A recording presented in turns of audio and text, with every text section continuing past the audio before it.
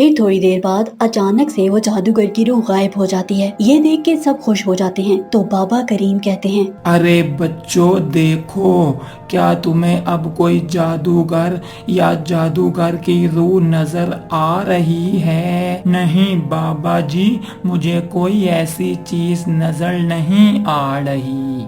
बिल्ली और माँ ने तुम्हें। अरे नहीं बाबा जी, मुझे तो सिर्फ बिल्लू ही नजर आ रहा है। ये बिल्लू है जो इतना मोटा गेंडा, सबको यही नजर आएगा। हैं बेगम, आराम से जरा, मैं तुम्हारा हस्बैंड हूँ। तुम मुझे इस तरह गलत नाम से ना पुकारो। अरे बिल्ली बिल्कुल ठीक कह रही है। बिल्लू, तुम इतने मोटे गेंडे जो हो तो वो तुम्हें क्या पतला कहे? लेकिन ठीक है माना भाई, मैंने माना कि मैं मोटा हूँ, पर इस तरह मोटा गेंडा कहना अच्छी बात है क्या? अगर मोटे को मोटा गेंडा ना कहें तो फिर क्या कहें? बाबा जी आप ही बता दें। हाँ, जाहिर है मोटे को मोटा ही कहेंगे ना बिल्लू, इसमें नाराज होने वाली कोई बात ही नहीं है। अच्छा चलो, बाबा जी ने कह दिया तो फिर चलो मान लेते हैं। चलो बच्चों, शुक्र करो वो जादूगर चला गया है।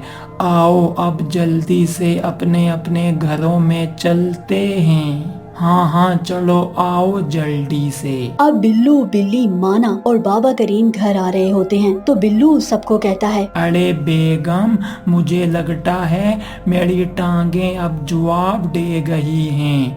मैं बहुत थक गया हूँ। अरे बिल्लू, हमारी टांगें क्या रबड़ की हैं जो हम नहीं थके? हम भी बहुत सख्त थक गए हैं। बिल्कुल ठीक कह रहे हो बच्चों, तुम इतने जवान हो के थक गए हो तो मेरा क्या हाल होगा, तुम खुद ही सोच लो। हाँ हाँ बाबा जी, आप तो बुजुर्ग हैं, आप हमारे से 40-50 साल बड़े हैं, फिर भी सही ठीक हैं आप अभी तक।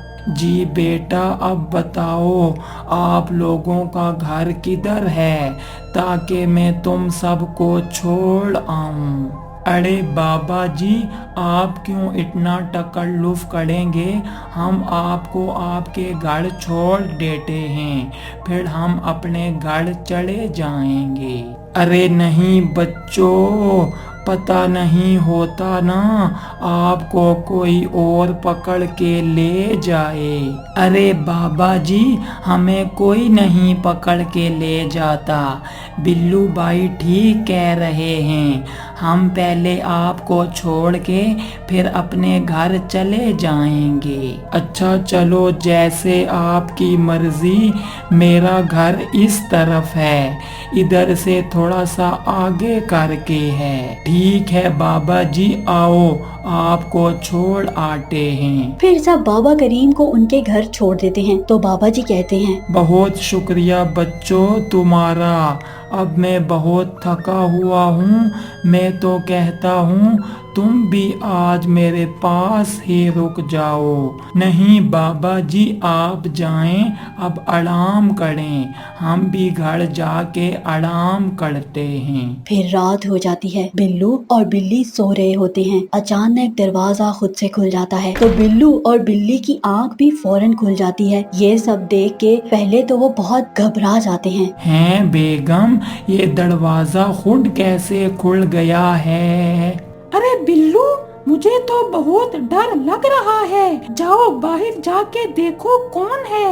अरे बेगम यार, मुझे भी बहुत डर लग रहा है। अब तो बाबा और माना भी नहीं हैं, हम दोनों अकेले क्या करेंगे? करना क्या है?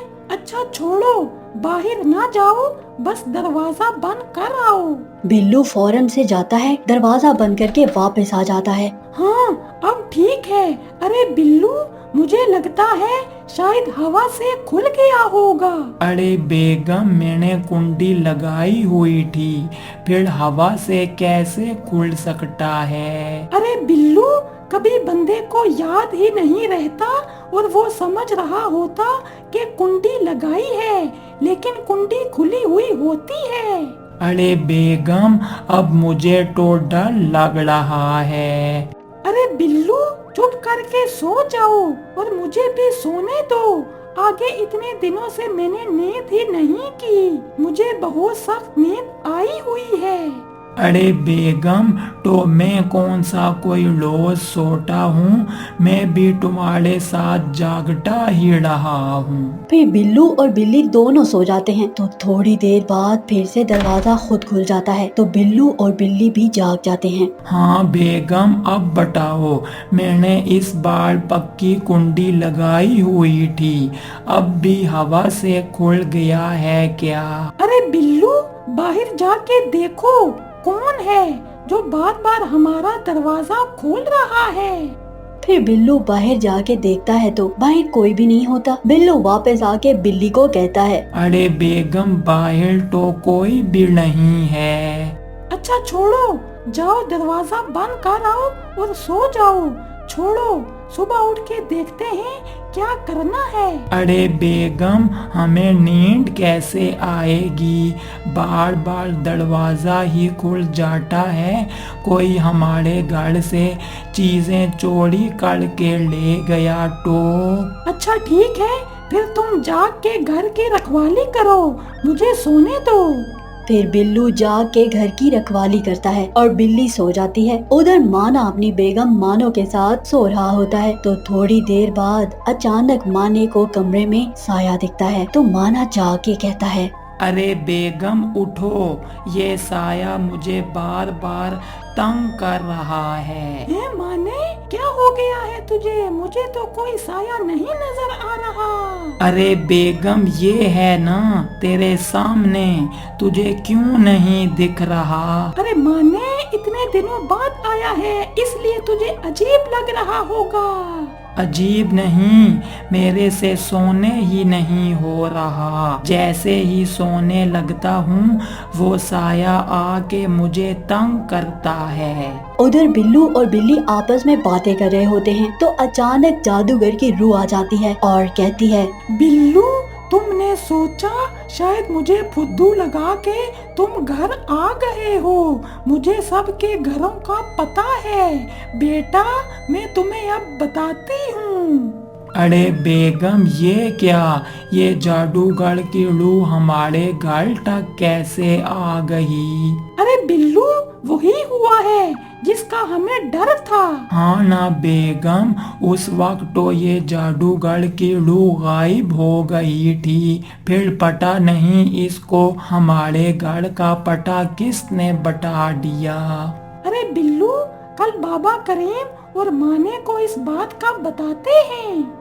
हाँ चलो ठीक है, ये जादूगर हमारी जान ही नहीं छोड़ रहा। फिर अगले दिन माना, बिल्लू, बिल्ली बाबा करीम के घर जाके इस सारी बात का बताते हैं। तो माना कहता है, अरे बिल्लू, सही बताओ, मेरे साथ ऐसा हुआ, मैं जैसे ही सोने लगता था फौरन एक साया बनता था जो मुझे खींच के उठा देता था यार। हैं, सही बताओ माना भाई, बाबा जी आपके साथ भी कुछ ऐसा हुआ है?